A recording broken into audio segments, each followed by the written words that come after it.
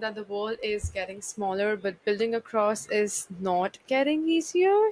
And Founders Across Borders was born out of this simple insight that ideas travel fast, but people are always built differently. They speak differently and they lead differently. To capture this essence of building across borders, traveling, the essence of cultural nuances, we have been joined today by the most amazing guy I've met, Jay LaRosa. Thank you so much, Jay, for joining us. He has been running his own business, I'll say financially independent. He works in the Amazon FBA and has his own enterprise business, has been to more than 15 countries, and has been building his business for so long, I'll say now. I mean, he feels that it's been recent, but I'll say that yeah, the experience of building it post college always brings in new nuances. So thank you so much, Jay, for joining us right now.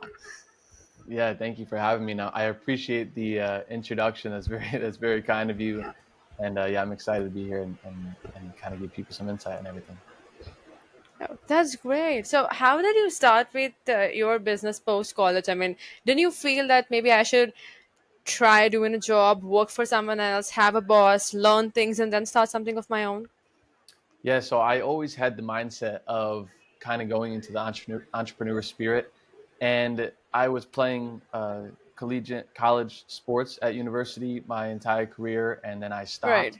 And within 1 month of stopping, the idea of Amazon FBA was proposed to me, and even before I had the idea or started Amazon FBA, I had the plans to like travel the world and then figure out financially. So I always knew that I was going to go down that path, and it just happened to work out that the business was kind of at my feet and I was able to just take it and run with it.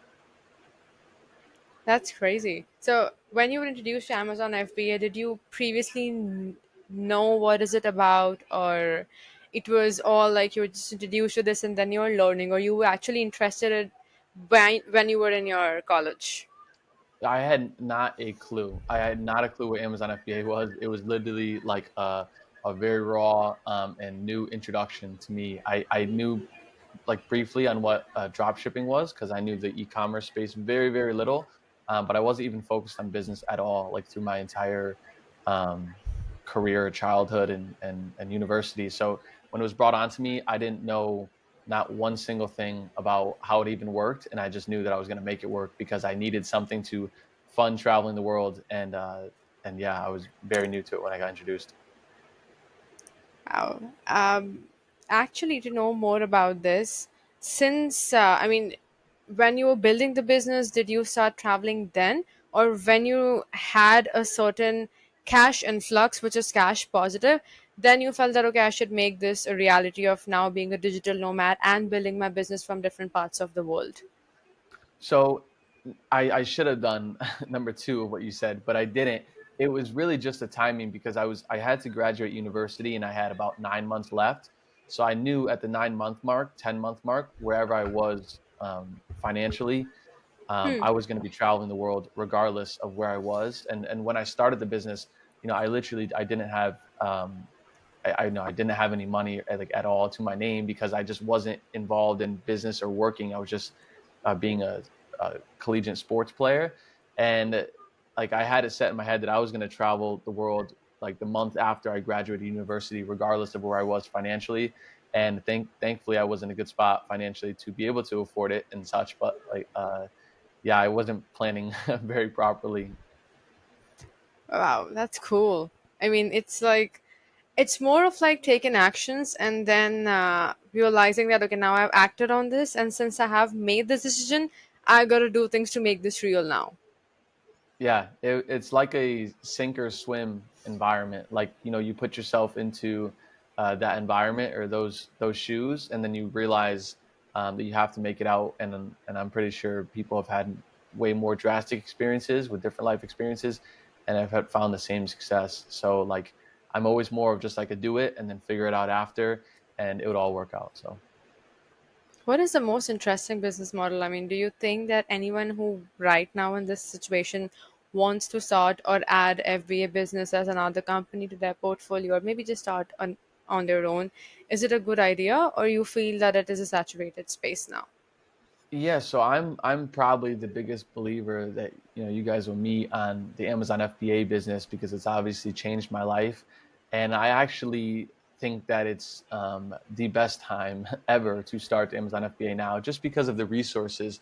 Like everybody talks about, the number of sellers or the increasing saturation, but the number of resources have never been better for the business. Like as far as just softwares and technology, and Amazon has improved so much for their sellers, and there's just more of an opportunity than ever. And personally, everybody that I've known that's gotten into the business has found success as long as they stick with it. So it's like I've met a lot of people who've just done like a little side hustle, and people have Right. built 7 or 8 figure businesses. And yeah, I mean I think it's a brilliant business model, but that's also just me, and that's what I fell in love with, my passion. So yeah.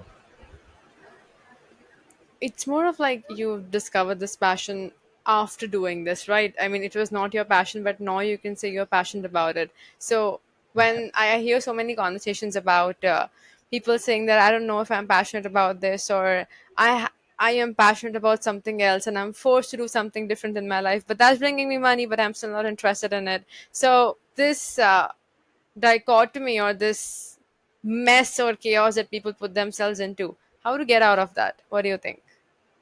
Yeah, I mean, I think one of the biggest things for me as I got into my young entrepreneur career was just blocking out all of the noise. Because everybody I meet or that I'm friends with or in communication with, they have a difficulty in starting in business or even just in their own job that they're in because they're nervous about the noise around them, like family members or friends, or what's gonna be said about them. And I think the day that you block out the noise, and like, I don't have any social media outside of school as a platform. And I haven't had it since I traveled the world. I completely like deleted and exited myself from every person I've ever known. Like Oh. it's like a detachment of you're just completely free and you don't worry about the thoughts and words of other people. And it just allows you to take so many more risk and kind of break free from like the constant battle you're in with just like judgment or comparison. So it's really just detaching yourself from your, I don't know, from everything, from like your past self. Yeah, that it's difficult. I mean, I don't think it's easier. Yeah, I think it's always easier being said than done. Like quitting your Mhm. social media is like not having a content engine right now. So most Yeah. people have an excuse that if I would quit on social media and if I'm making content, how do I put across that content? Who would listen to me? And all these questions. So when you talk about eliminating distractions, what is a framework that you would recommend? Because I still believe that the most difficult part is not that complexity of business, but it's the complexity of your mind which you need to conquer.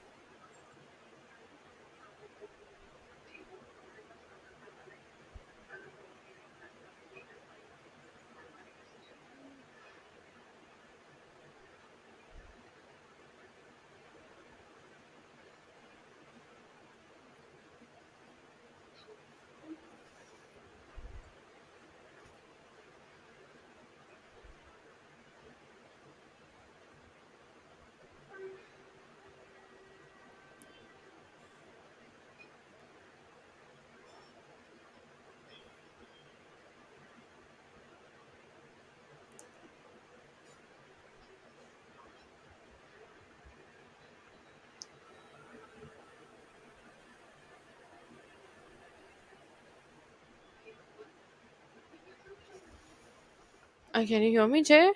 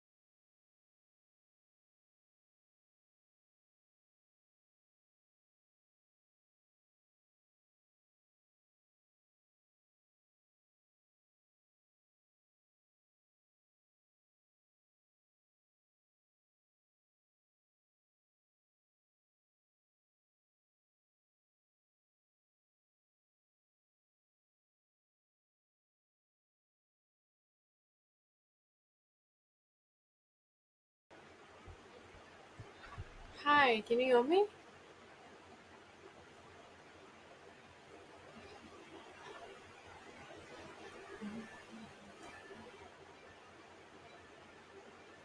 Hi, Jay, can you hear me?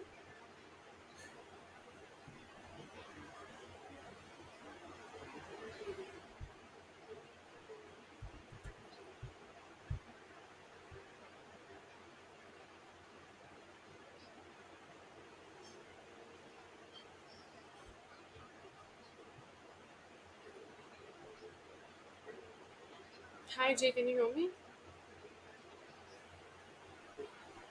Hi, can you hear me?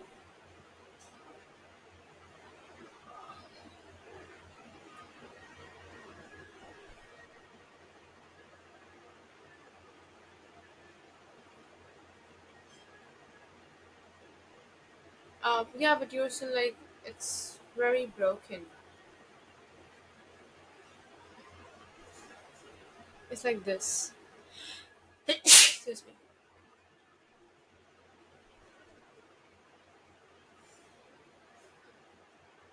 It's still like blurry. I mean, I've sent a photo on school, you would know what I'm talking about.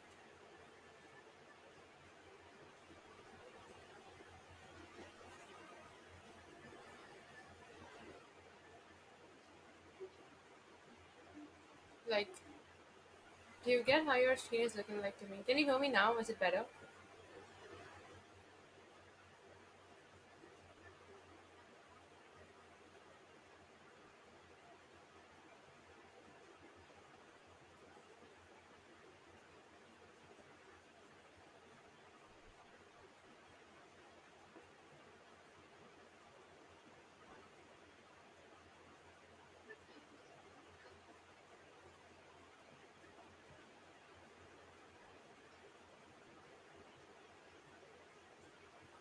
Can you hear me? Is it better? Um,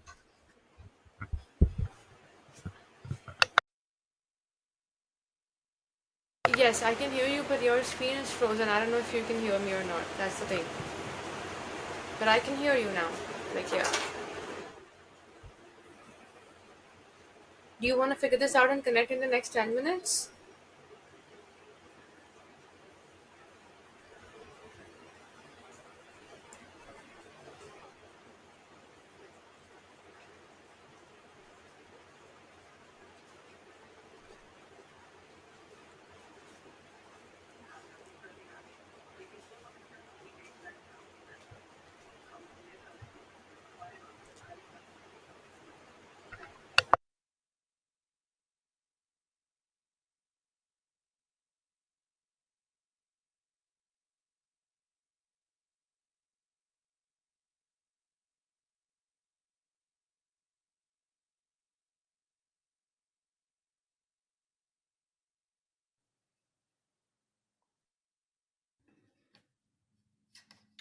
Can you hear me?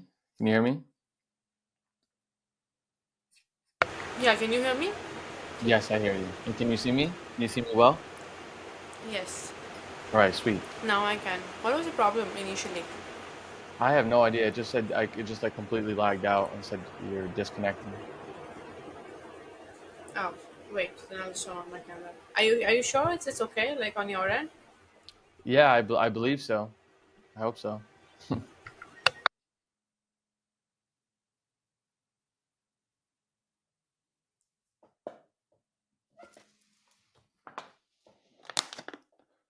Can you see me? Can you hear me? Mm-hmm. Perfect. Now it works well. All right.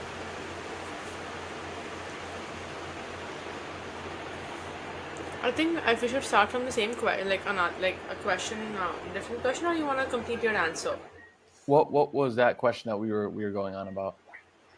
So you were talking about like the experience of traveling and like about like the focusing like since you're right now only active on one platform school and you've been meeting your friends and you feel different. So you're talking about that. We can continue down that line if you want to spark that back up. Okay. So as you were mentioning about the effect that you've seen post you've built a business and you've gained the most important thing that we call as focus, how did it change the entire landscape? I mean, you were mentioning about the experience with your friends and how different it was. So what changed? In regards to the business and changes, Yes, and your personal life, both. yeah. So, personal life, I'll start there, has been quite a bit more quiet. It's just really my day-to-day life. I'm allowed to follow, I guess, a lot more of my passions freely, without Yes. judgment, or feeling like there's a cloud over my head. So it's been very comfortable and, for lack of a better words, like perfect, to say it. And as far as the business, it's just, I would say that the biggest benefit from it was being so efficient, that something I couldn't dream about before I was into business and before I kind of took Hmm. this transition in life, is I'm able to just like get tasks, or get, things that have to be done within the business in such little or short amount of time. Traveling was also a help with that, to kind of clean up your efficiency and such, because there's so much lag time in everything we do. But being able to just like laser lock focus in to get specific tasks done has never been more prominent in my life, and that's of course resulted in such success for the business. What is it like to be logged in? I mean, when you say that you are locking in, no distractions, how does that look like? Like, what is it? What environment do you create for yourself? Is it mandatory to be in a specific environment? How would you explain the locking in phase? Yeah, so I think it's 100% mental, and that's specifically for me. I know that people have to be in certain environments or atmospheres, or at the certain desk or Yeah. chair that they feel comfortable at.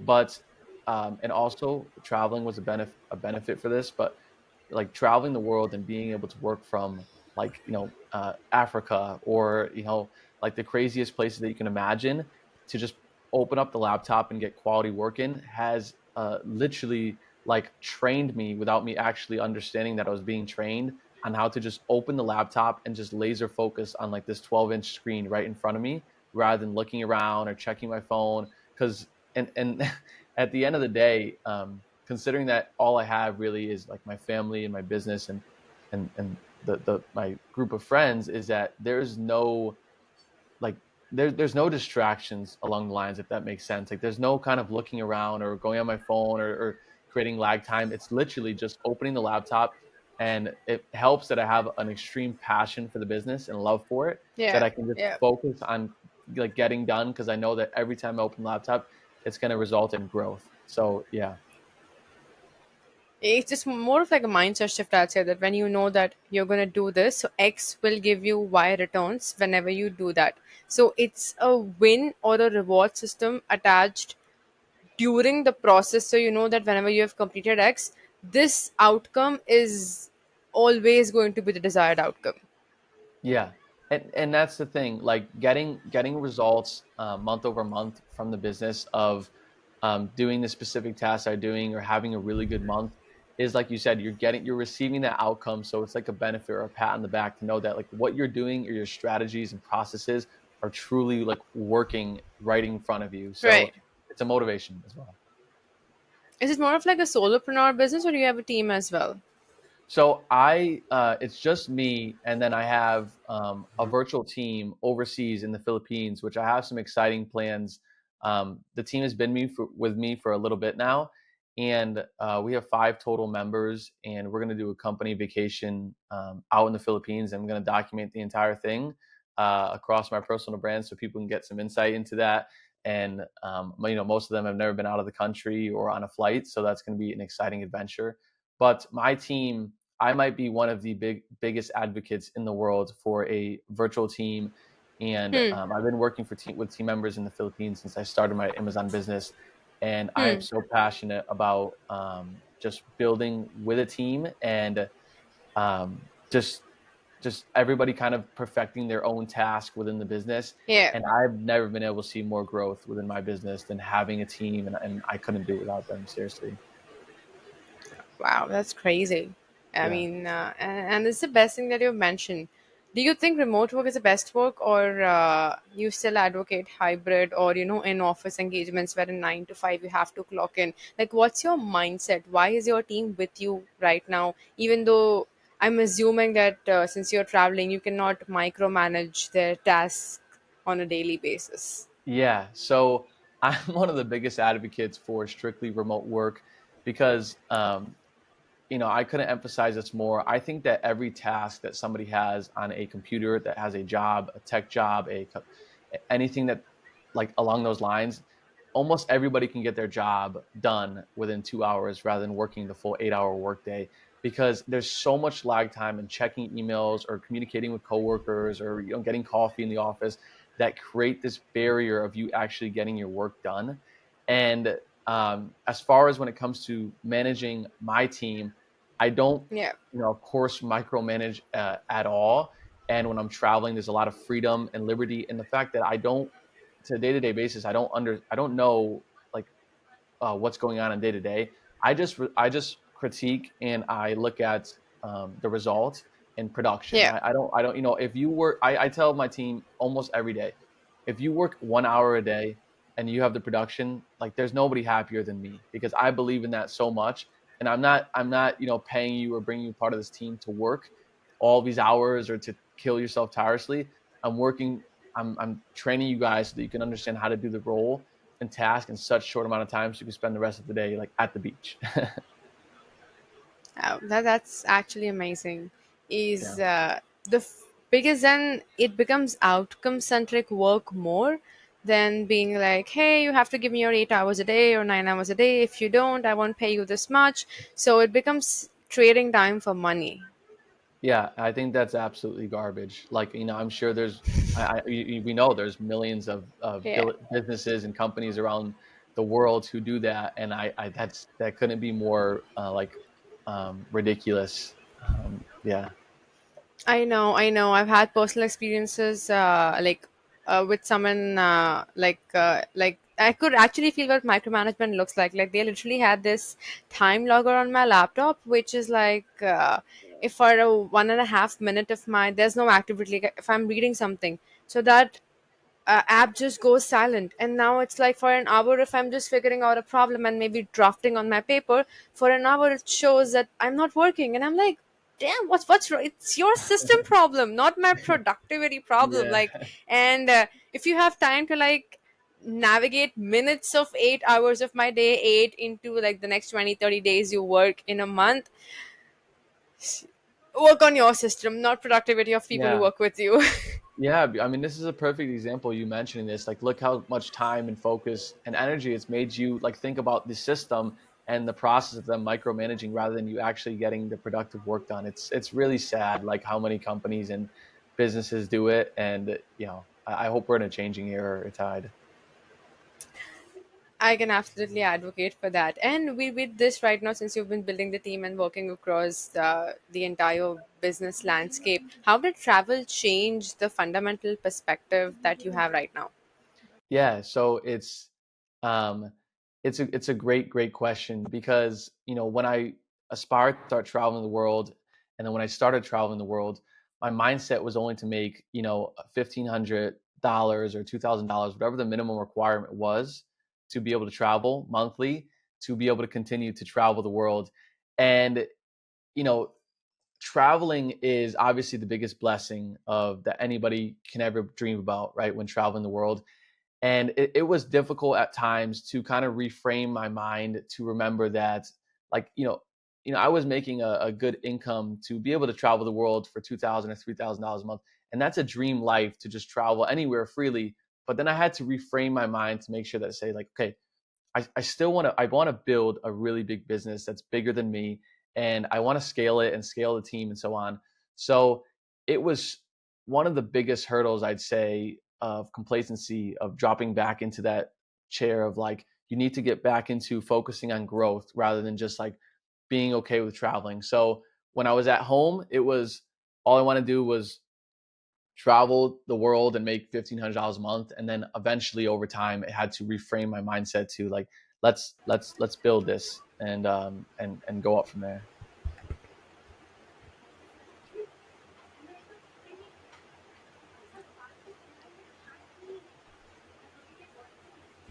And the school group that you've been leading right now has more than 2,000 members, and all of them come from different parts of the world. So, what is the best part about having a digital nomadic lifestyle? And how do you ensure that it's funded? Like you are financially independent while you are living this lifestyle, building your business? Yeah, it's a really good question. I'd say the best part of the digital nomad lifestyle is freedom. Like one of the biggest sayings in the U.S. is that most people in the world seek, have quiet desperation, where they're looking to break free of their life or break free of their typical routine. And being a nomad, and aside from the millions of benefits of experiencing new cultures and foods and people and so on, it's just having the freedom to do what you want whenever you want in whatever country or city in the world is by far for me the biggest benefit that I you can't pay enough money to get those experiences and to get that freedom. Because at the end of the day, like I'm gonna go, it's gonna might be off track a little bit here, but the famous question that I've been asked when traveling, and I've asked people too that I know, is would you rather take $1 billion at 80, or would you rather take $1 million at 20? It's like the famous question.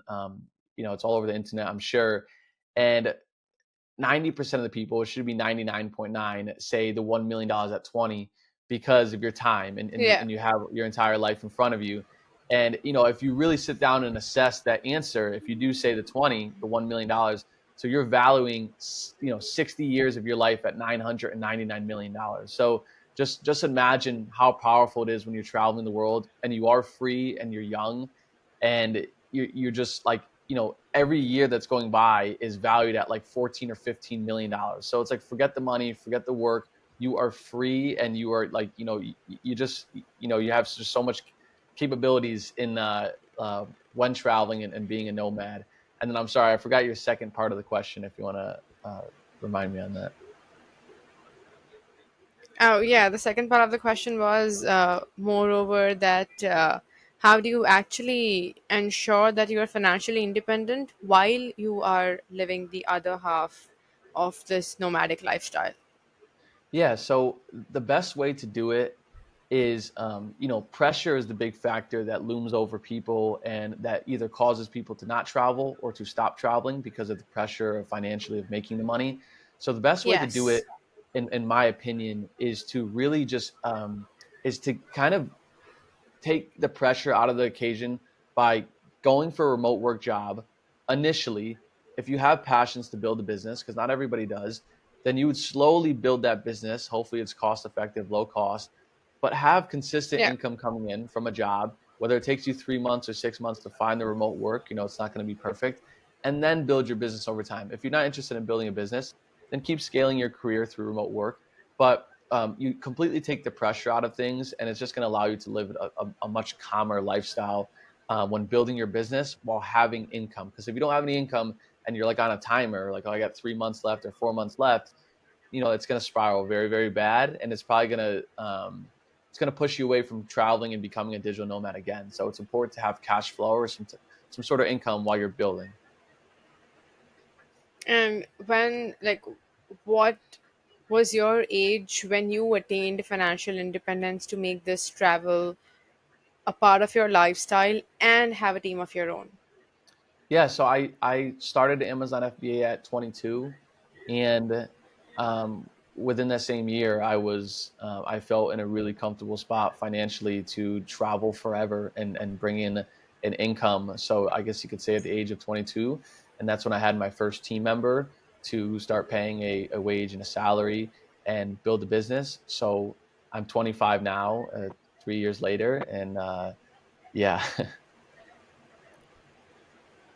That's actually inspirational, is because at 22, when you're independent and you do not have to look at your bank balance once again, and it's approximately 12 months that you took to make that happen or make that dream a reality. So it's commendable effort that you've kept in every single day. How did you show up? I mean, the best thing I know is showing up every single day. What was your daily motivation to show up? Because I every day is not the best day for the business. Some days are great, some months are great, but some are not. So what is the motivation to actually show up? And specifically when like the initial time when you're building it, so you have no idea that is there a revenue coming in, would people be my clients, would this business work?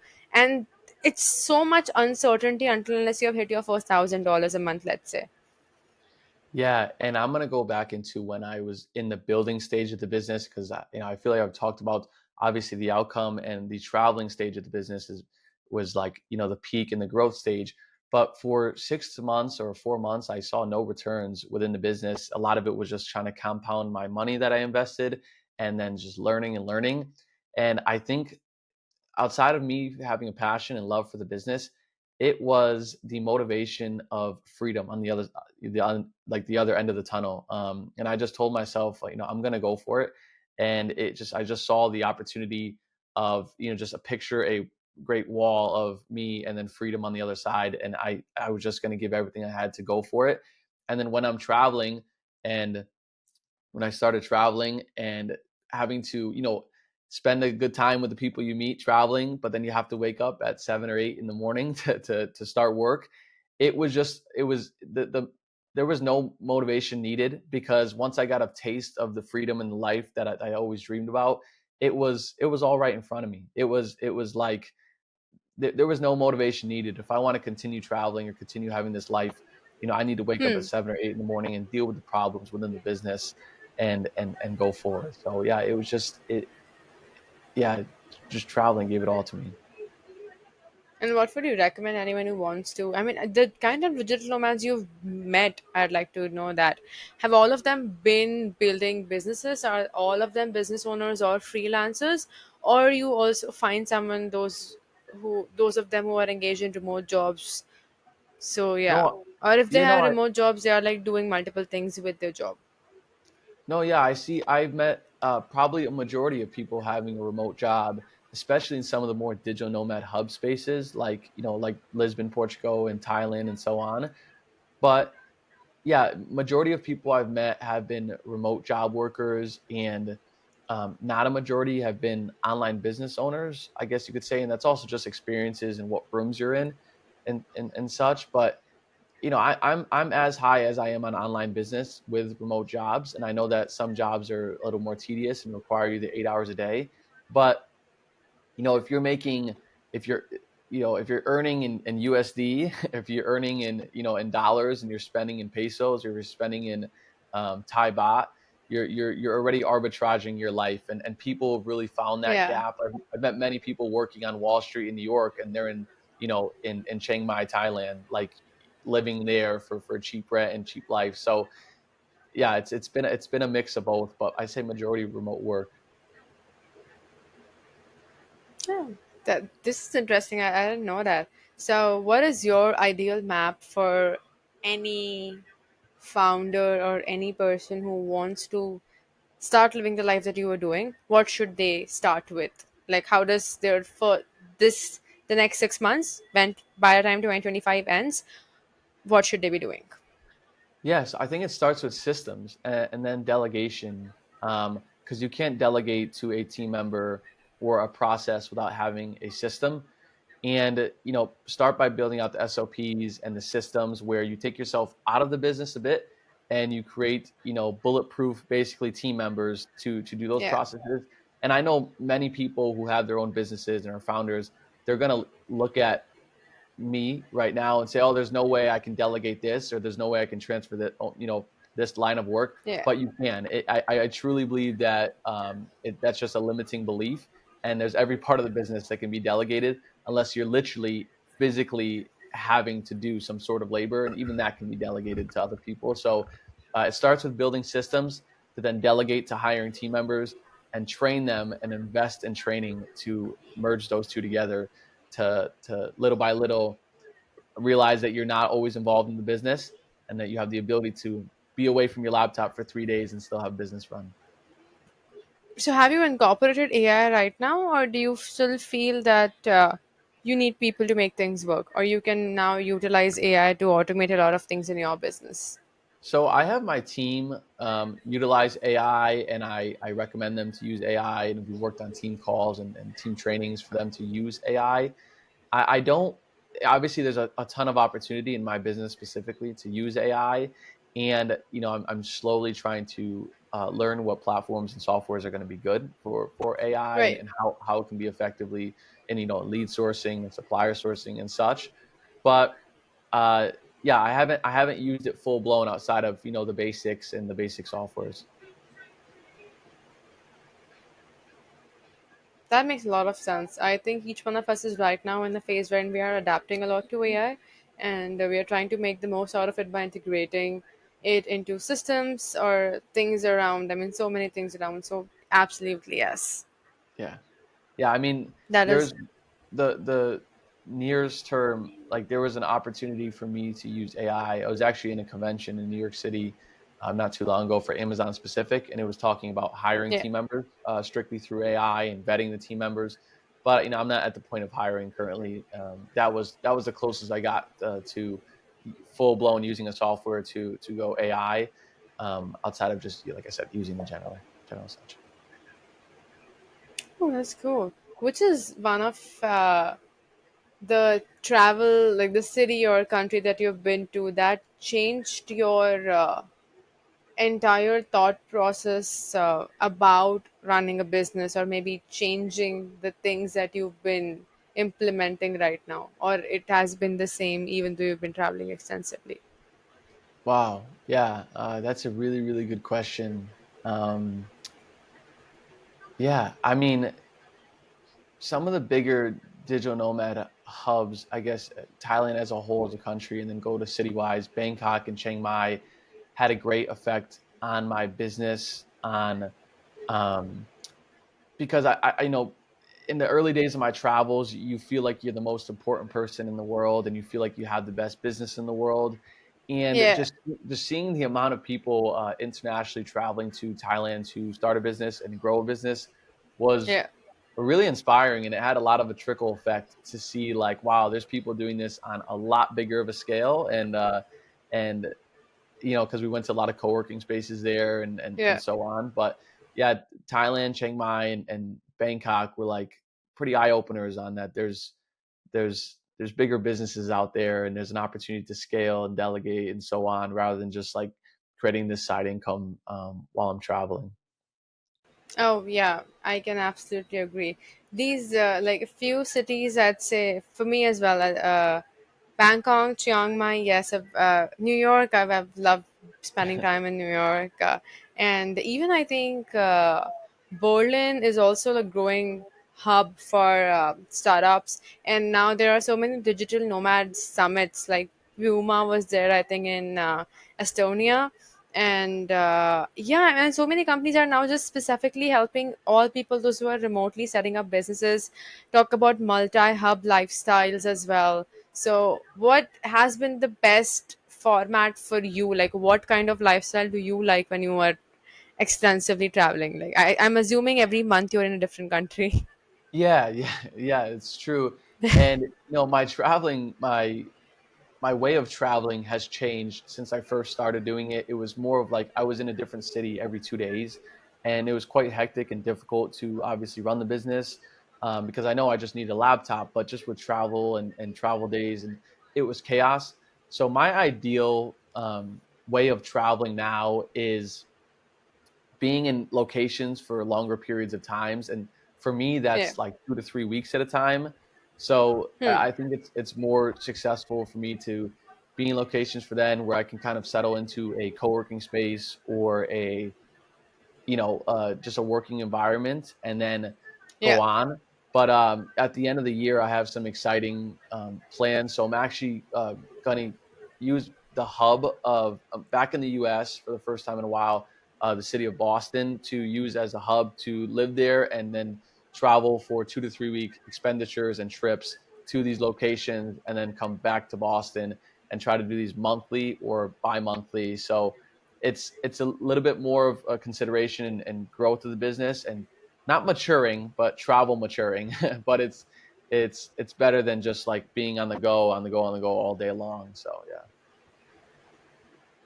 Oh yes, like you made it like a leisure travel, wherein Yeah. it's X, Y, Z, and then on your pace with your comfort. Yes, 100%. 100%. Yeah. So, do you still have a home base, like in the US? Do you have a city that, like, where your parents live, or where you actually have set as your base, or you believe that you would like to get residency in Thailand or another country, and then make a move or make that your new home?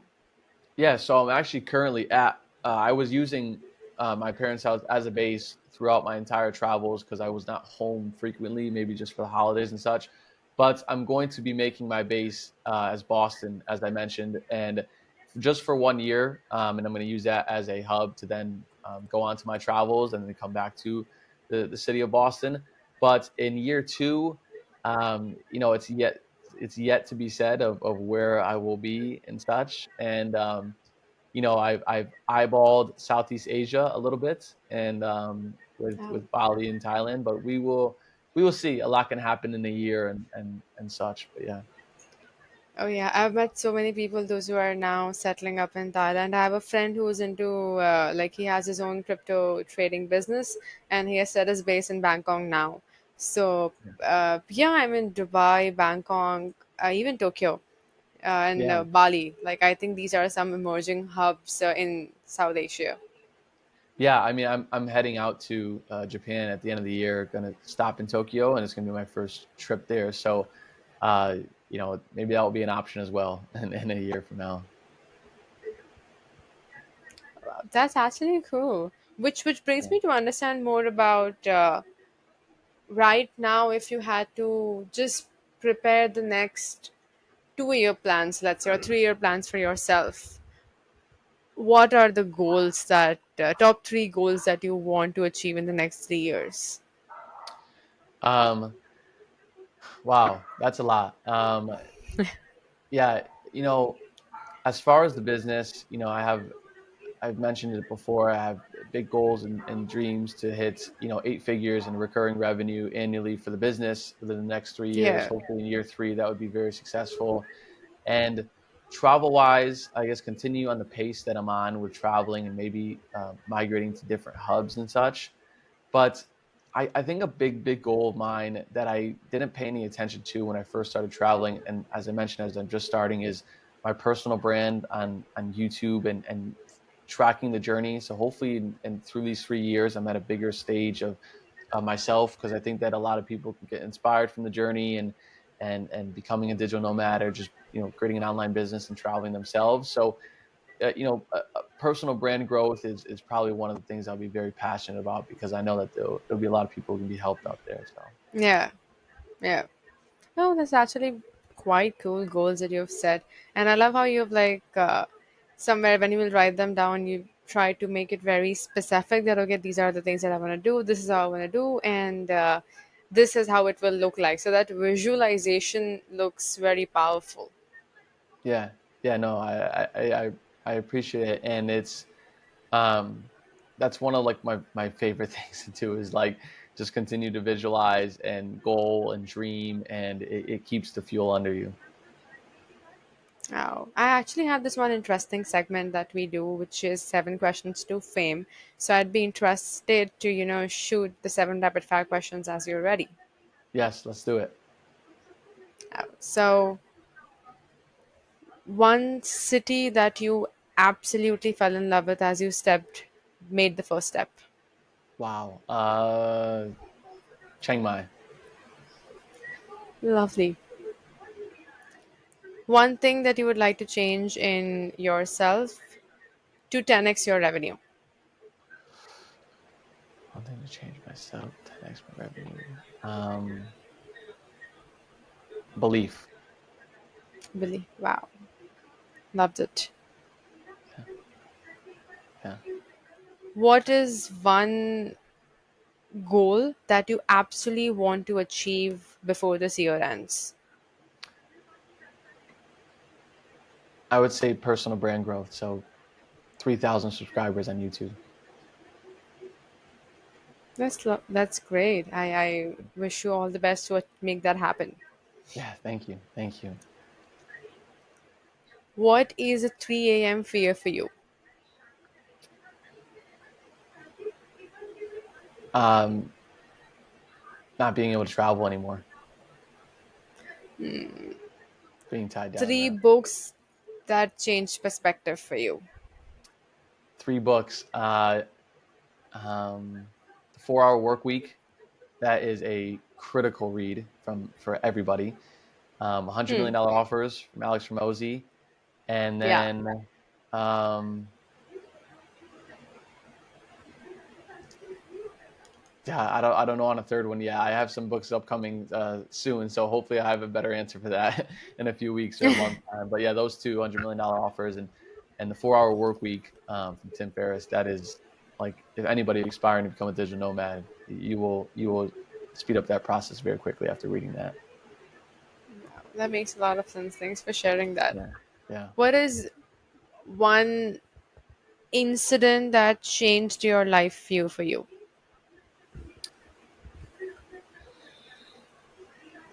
It was stop playing sports, stop playing collegiate sports and sports in general.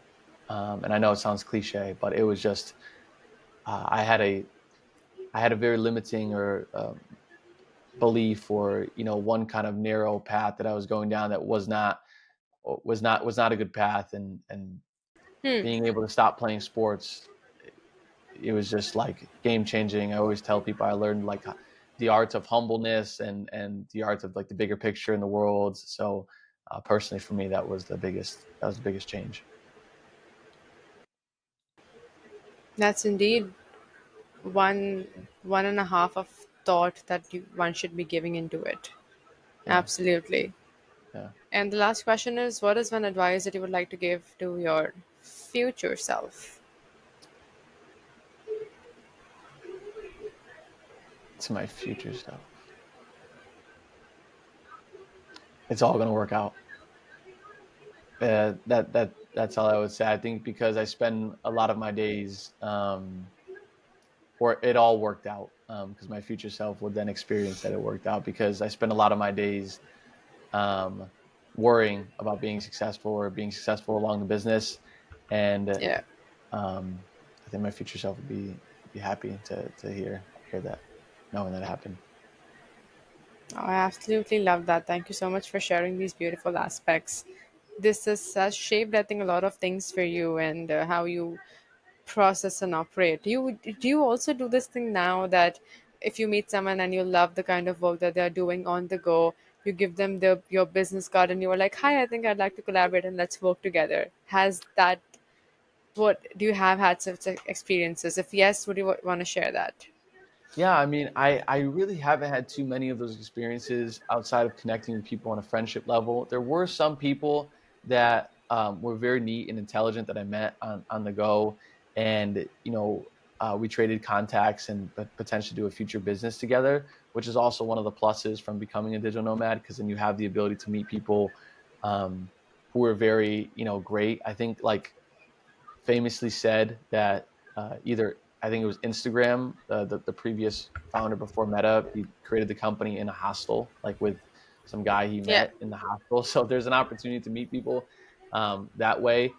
I don't have any experiences just yet on creating a great business or a company with somebody I met from traveling, but I definitely have run into those interactions and such. Oh, and since it's the right now the business is more a service based business, so are you looking forward to convert it into a product based side, or you believe that a service based business can be scaled to 7 8 figures? No, I think a service-based business 100% can be scaled to 7 8 figures. I think any business in the world can be scaled to 7 8 figures as long as you have the proper systems, processes, and team. So yeah, I'm confident in the business model that I'm in the space that I'm in, and just doubling down and doing it because shiny object syndrome is the death of most entrepreneurs. So Oh, I can yeah. so agree with you that every single day when you expose yourself to so much of information, you feel that you could do this. Probably you could become the next. beauty pageant, and the next day you want to become a chef, and then you are like, you know Yeah, what, I should have left everything and just become a doctor in my life. So yeah, yeah, 100%. I know exactly that way of thinking. so it's damn real, absolutely. And how do you identify actually the people that you want to work with? I think, as even Alex talks about, that generating or having the leads, like people who would want to work with you when you don't have testimonials or little testimonials. How do you find people, those who are actually interested in your business model or your services per se? Yeah, so I guess people are going to really have to buy into my story and my way of life. There's no better way to um, tell someone something by just doing it and showing them, right? Like, so that's kind of my whole background and plan with my personal brand is to just show people rather than telling them, and to show that this is the lifestyle that I Hmm. live, and this has been the success and my ticket of my way out. And Yeah. the it kind of presents itself. It really sells itself. So. I love how you use your personal life and things that you achieved as one of the growth engines for people to be attracted to your offer. Yeah, yeah, I appreciate it. I followed some people over the past few months who have kind of helped me with that inspiration, and they're growing on, I guess, the internet space, you can call it. And I think that's the healthiest way to do it.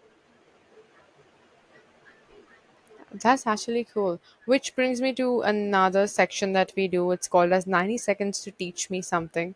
So if I give you 90 seconds, how would you like to utilize the best of it? So. Uh, Yeah, I mean the best advice to teach you something, and I would say, is I've told many people, is that the best internship I've ever gotten in the world, and the best internship I'm sure people will receive in the world, is from traveling the world and having an experience, because your skills and your attributes just increase from doing it. So if I had to teach you anything, I would say is intern for yourself, risk the money, risk the opportunity of losing the short term gains, and just experience yourself, have the experiences to become a better product. Because at the end of the day, you are the product, not your business or not your company. So you want to build yourself up, and become more just successful, knowledgeable in every space, to where you're irreplaceable and you're not fireable. We're not you're recession proof, as Alex Hormozy says. That's great. Thank you for sharing that. And I do absolutely believe and agree with the fact that travel is the best medicine, and you being the product should be the product that you should actually invest in yourself in the best way possible. Think of the big term picture as well, even if that costs you a bit short term pleasures. So, thank you so much for sharing that with me. Yeah, of course. I didn't believe that sentiment until I learned it more and more. But creating yourself as the product and investing in yourself is it's crucial, especially nowadays that we have vehicles and avenues, just like on this call that we're on Yeah. here. So yeah. How much have you invested in yourself till date, if you had to think of a number? Wow. Across, I would consider my entire travels an investment, as well as um, books and so on. Maybe 50,000, $100,000 as a personal investment, as well as like buying trainings and courses. So yeah. Wow, that's amazing. Like, it's a great number, and people should take that as an inspiration that, yeah, they should spend in themselves, in mentorship, in courses. And do you believe in the power of, all the courses that you've taken, the coaching that you've received? Was it worth the investment, or there have been points when you felt, because of the industry space out there, cheated of the investment, or felt that there was not much enough value that you got out of it?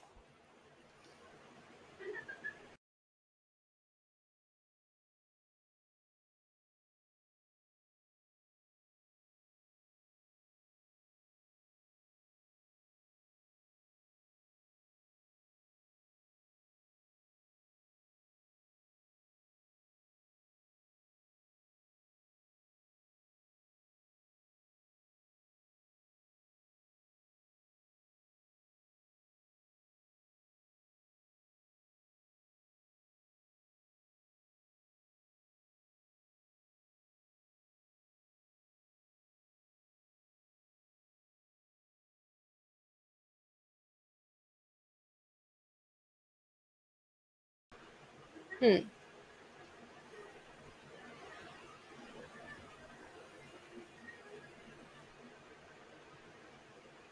It's a beautiful take on this, and I've learned so much from this conversation. I know we're tapping the clock, and I'd love to keep the conversation going on about so many things. So I'd love to maybe have a second episode where we talk about so many things. But before we part ways, what is something that you would like to say?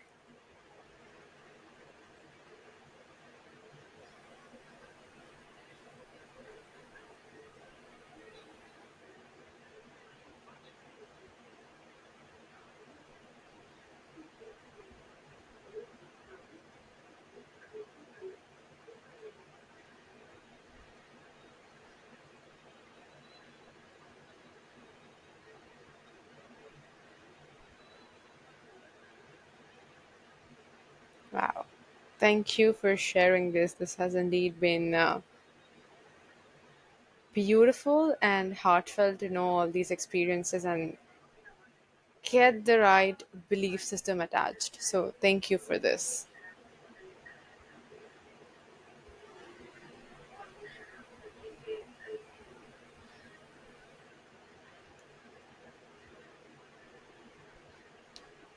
On it.